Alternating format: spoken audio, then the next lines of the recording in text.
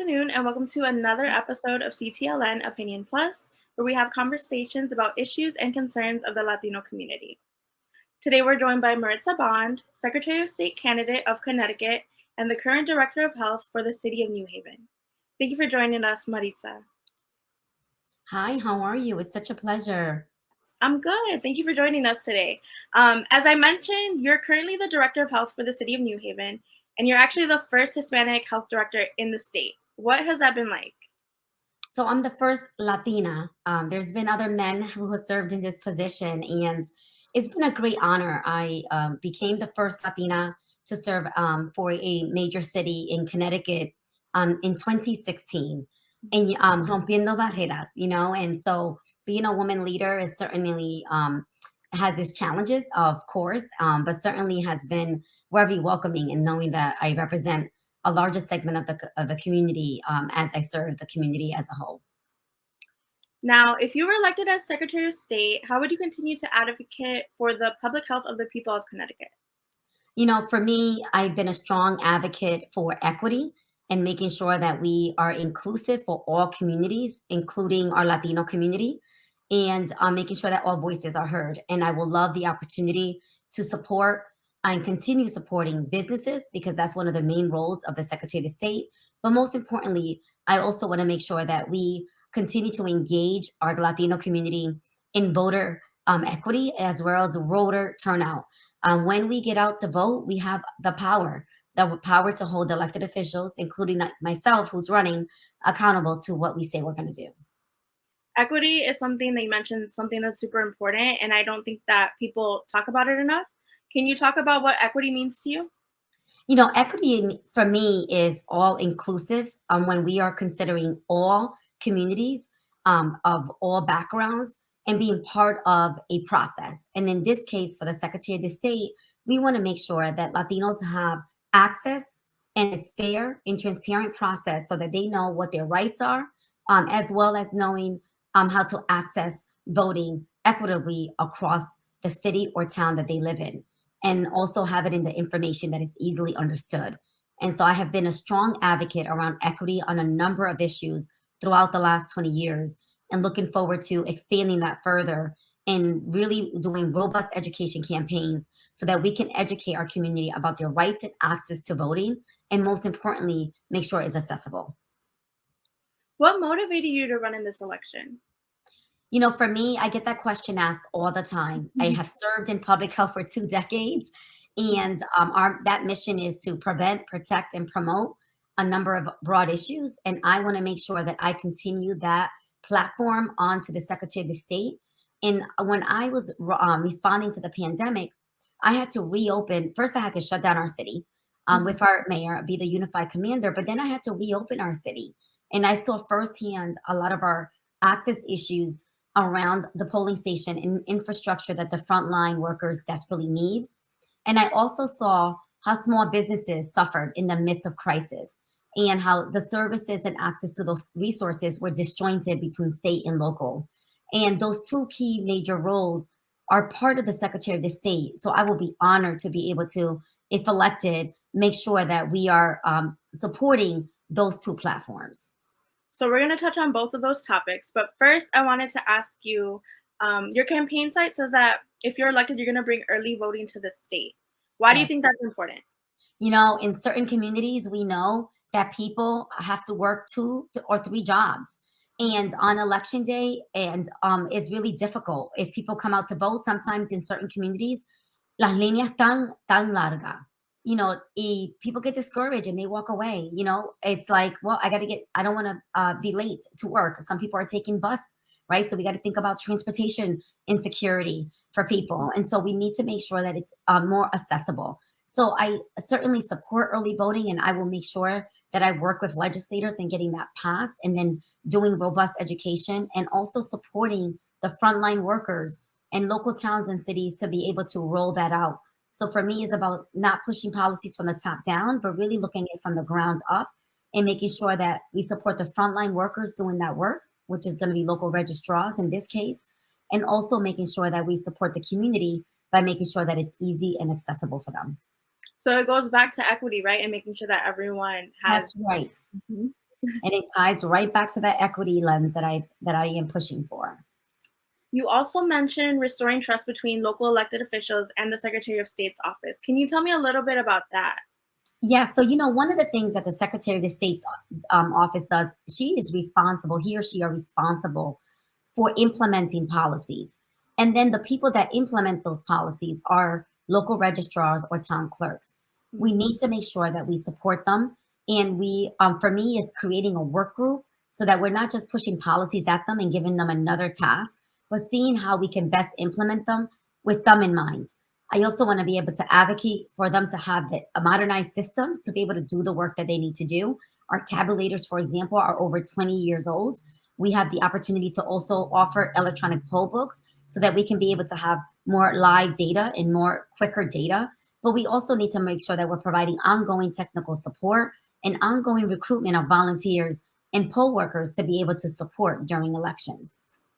Now, let's talk about small businesses because small businesses make up such a large portion of all businesses in Connecticut. How would you work to ensure that the Latinx and Black communities are supported? So for me, that is one of the major inspirations to running for Secretary of the State. I was inspired by the legislation passed by Carolyn Simmons, who is now the mayor of Stamford.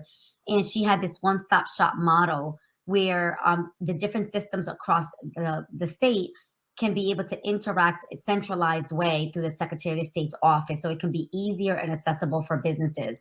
I also want to make sure that we are certifying minority-owned businesses and maintaining those lists as well as women owned businesses so that we can be able to streamline the resources.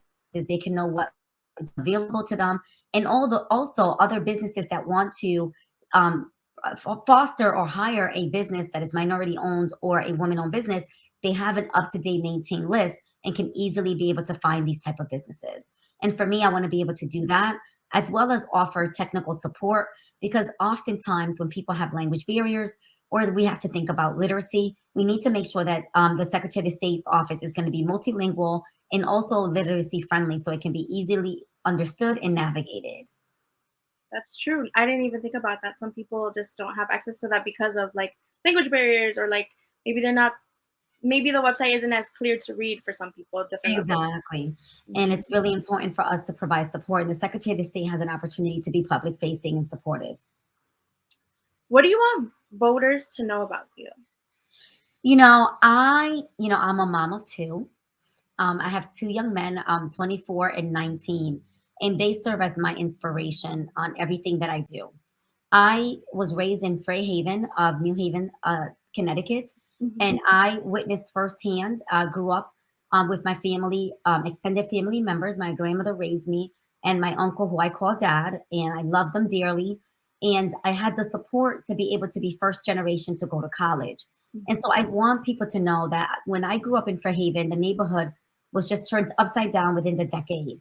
And that served as an inspiration for me to want to pursue college and be able to solve problems and help our community to succeed and do better. And listen, a woman like me has been able to be in the position that I am in now, and I want to be able to extend that further and be able to bring hope to others that are in a similar situation that I grew up in to be inspired to be able to fulfill your passions. There's no barriers to stop you from achieving any goal. I'm so grateful to be on the primary and to be able to run for Secretary of the State.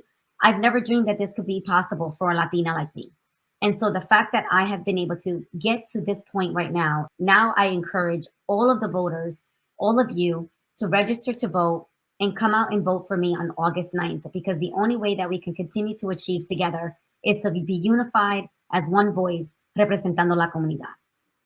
It is really inspiring to hear stories like yours because unfortunately there are not a lot of women in public official roles. So it is nice to hear a story like yours. Thank What do you you. think is one of the biggest issues going forward into this election season?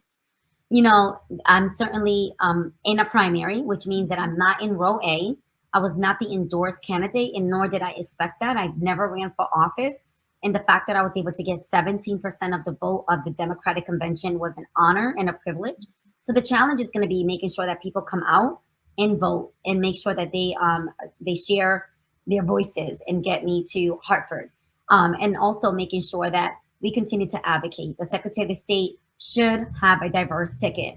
Latinos have not served in this constitutional office. We are well overdue. It is el momento de nosotros. So we have an opportunity to do this, but I cannot do this alone. So I really encourage you, if you're not registered to vote, or update your registration to being a Democrat, and vote for me on August 9th.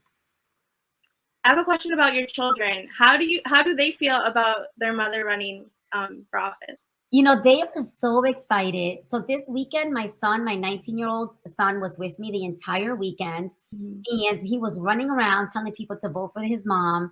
My oldest son kicked off my campaign on September 22nd when I put together the exploratory committee, telling the community why they should vote for his mom. You know, I've been so grateful that they're my champions and always supporting me in everything that I do. And, you know, they're the future generation. You are the future generation also.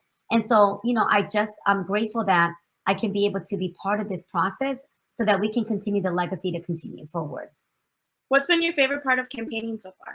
You know, I've been meeting amazing people. I've been meeting so many amazing people across Connecticut. And it's been so inspiring to hear people's journeys and people's passion for this office as well. Believe it or not, people didn't realize the connection between the Secretary of State and the role that it plays and the opportunities and linkages that there could possibly be for our communities. And so for me, it's been really about the power of network and a meeting. We're like just disconnected from people like by one person. And so it's been really great to be part of this journey. And I'm looking forward to this summer and attending a number of events and going to a community near you to be able to hear from you as well, because I want to make sure that this platform is for the people and by the people. Thank you, Maritza. Lastly, do you have any resources available for our viewers, and where can they go to learn a little bit more about your campaign? So please visit my website, maritzabond.com. You can also, my email is also on the website. You can learn more about my platform. Looking forward to staying connected. If you fill out the form, I will definitely give you a call.